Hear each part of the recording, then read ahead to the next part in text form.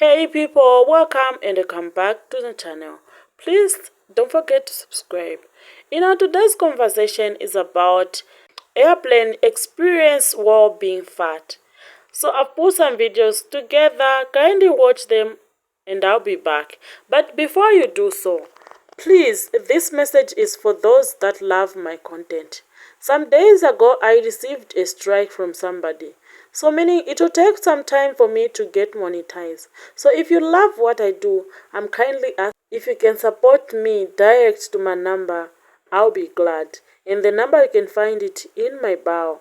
So kindly watch the following videos and I'll be back to share my own thoughts. Please don't go away. If you thought flying while in a larger body was hard, try flying in a larger body while you're flying standby. So most times when I'm traveling, I'm flying standby because I work for an airline, and a benefit of that is that I get free flights.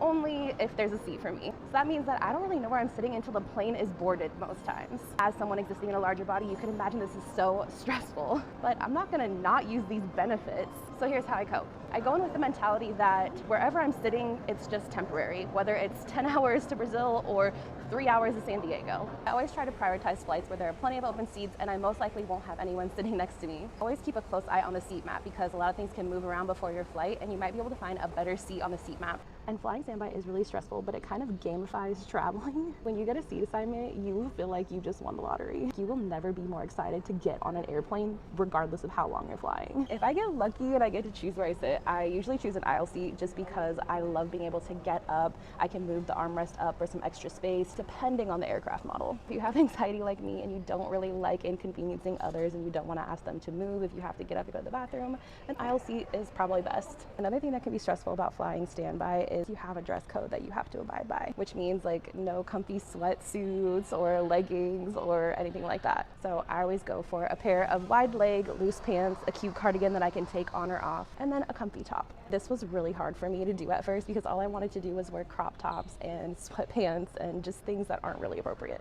But I think the most important travel advice I can share with you, whether you're flying standby or you're on a confirmed ticket, is to not let your body hold you back from seeing the world. Being on an airplane is very temporary. I know it can feel scary. I know it can feel uncertain. I know it can trigger a lot of anxiety. But your time on that plane is so temporary and so short compared to all of the amazing memories and experiences you're going to create while you travel. Also, if you need a seatbelt extender, I need you to ask for it as soon as you get on the plane. As soon as you walk through the door, the first flight attendant you see, just say, "Can I please have a seatbelt extender?"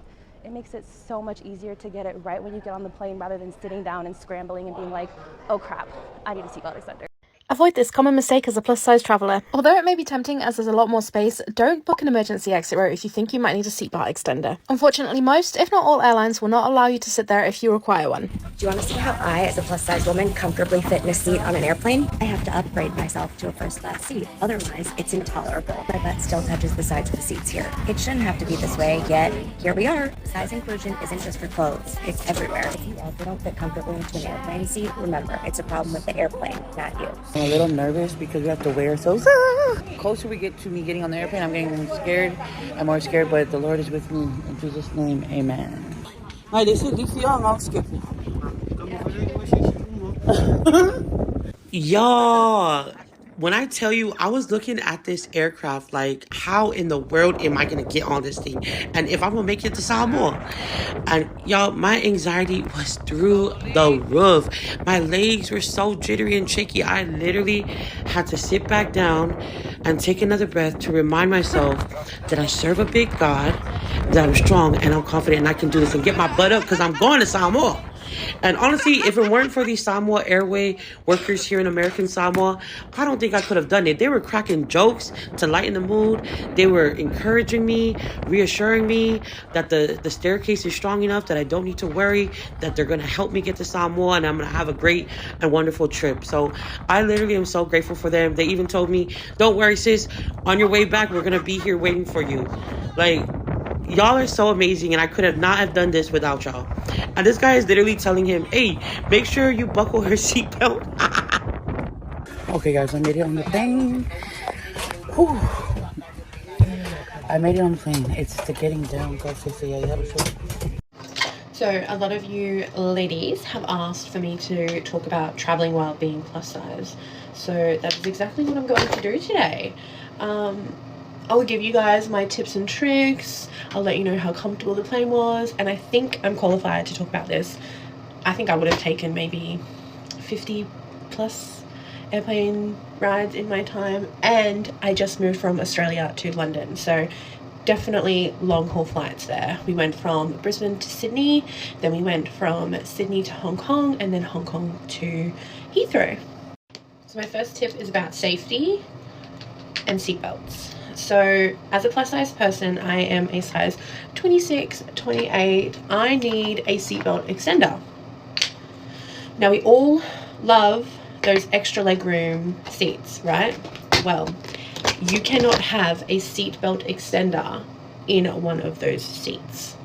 So a tip there, if you need a seatbelt extender, you cannot get the extra, exit row seats.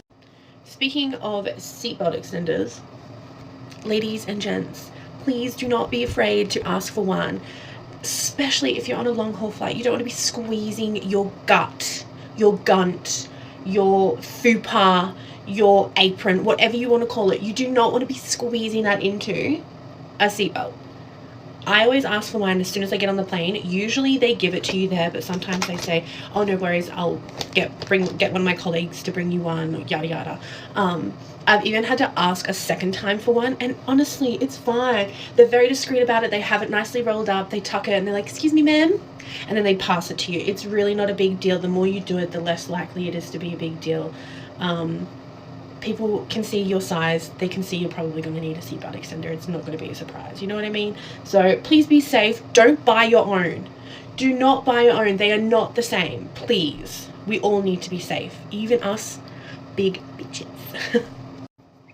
Seating as a plus size person on a plane can be very daunting for people, and is what I think stops most plus size people from traveling, because you just never know who you're going to run into. If someone's going to be rude, nasty, mean, obnoxious, if you're going to be one of those viral courier mail articles about you seeing the person next to you messaging their friend or something about how they were sat next to a fat person and they can barely breathe and blah blah blah blah blah, right? So I always check in at the counter. I never online check in, and I always just, use their name, be sweet, ask them if it's a full flight, if there's any chance that I can get a spare seat next to me so I don't encroach on anyone else's space, and if they can, they will block out a seat. Also, another tip is, if it is a full flight, wait till the last minute to get on. One, you're not going to be on the plane for as long, and two, the flight attendants are more likely walking around. They'll see you squeezed into a row, and usually they will move someone. They will find their spare row and they will move someone.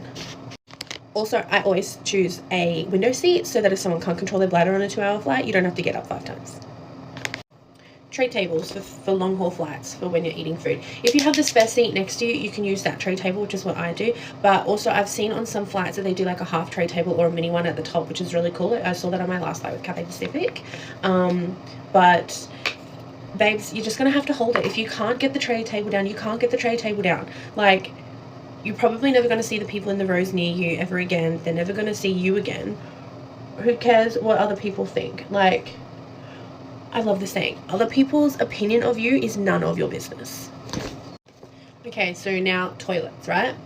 There is a video of me doing a toilet tour on my part 3 of Move to London, so go check that out. But also, with someone who's my size, once again, size 26, 28, I could turn around comfortably and not touch the walls. I don't want to be touching the walls, so I liked that. It is small, but you get in, you do your business, you get out. Like, you're not in there to have a party, you know what I mean?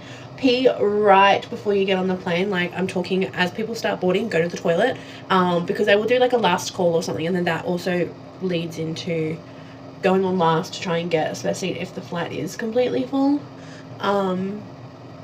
Yeah, so ladies, don't hold on to it and give yourself a bladder infection. If you gotta go, you gotta go.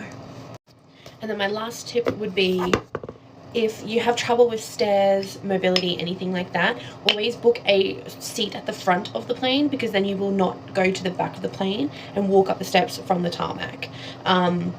The back of the plane also can be more turbulent, I've been told as well, so if you have a fear of flying, try and book at the front.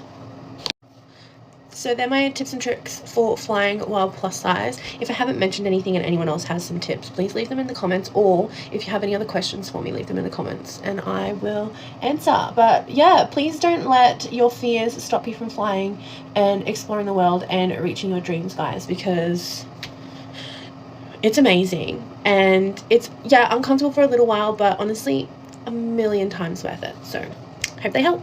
Well, with the experiences people have shared here, that is the more reason, family, I have been advocating that we should lose weight and never get fat. Because flying as a plus size person requires some extra planning. To stay comfortable, consider choosing seats with more legroom, booking an extra seat, or wearing loose clothing, and staying dehydrated. Some airlines offer accommodations like extra seat or space or support services. Researching airlines policies and being prepared can be of help to make you comfortable and enjoy your flight. Thank you so much, guys, for being part of this conversation. Please don't forget that healthy is wealthy. See you in the next video and stay safe.